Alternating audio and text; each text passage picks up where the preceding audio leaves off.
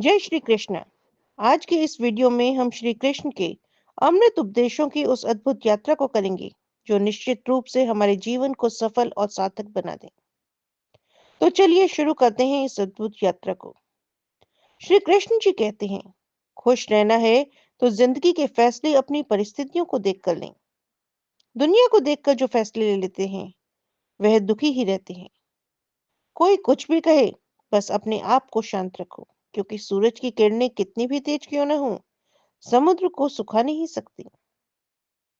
एक पंछी ने शिकायत की कि मेरे ईश्वर, बड़ी मुश्किल से मैंने घोंसला बनाया था, आपने तूफान भेज दिया और मेरा घर उजड़ गया।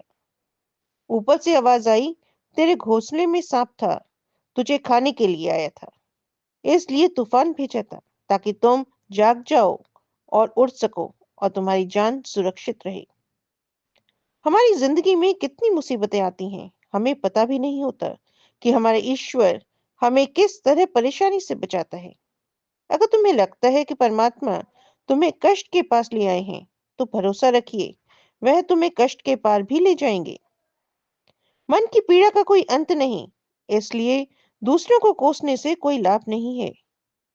इसका सबसे सरल उपाय है कि अपने मन को ईश्वर को समर्पित कर दो। ईश्वर के साथ जुड़ते ही जीवन में खुशियों का, सुकून का, संयम का, सहन शक्ति का, प्रेम का, नई ऊर्जा का, जीवन के सही राह का, संतुष्टि का आरंभ जरूर हो जाता है और हमारा मन पीड़ा से कैसे मुक्त होता है पता भी नहीं चलता। अगर प्रभु तुमसे ज्यादा इंतजार करवा रहे हैं तो तैयार रहना, वह उससे कहीं ज्यादा देने वाले हैं जो तुमने मांगा है। जिस तरह लोग मुर्दे इंसान को कंधा देना पुण्य समझते हैं, काश इस तरह जिंदा इंसान को सहारा देना पुण्य समझने लगते तो जिंदगी आसान हो जाती।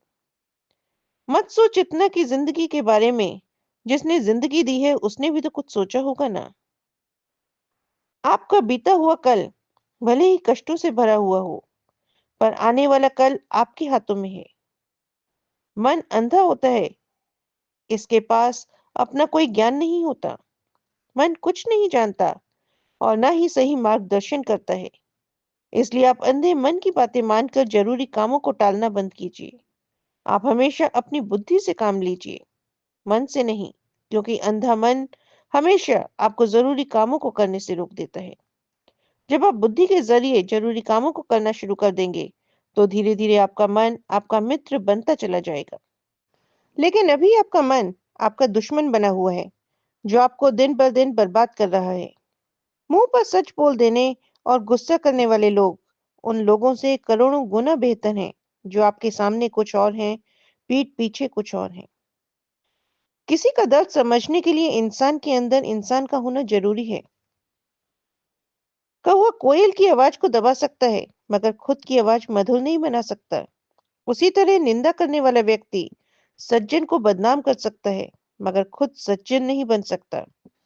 अगर अकेलापन है तो उसे एक वरदान समझो, क्योंकि परमात्मा ने तुम्हें खुद में सुधार लाने का थोड़ा अधिक समय दे दिया है। अकेले रहने का आनंद लेना सीखें, क्योंकि कोई भी हमेशा के लिए आपके साथ नहीं रहेगा।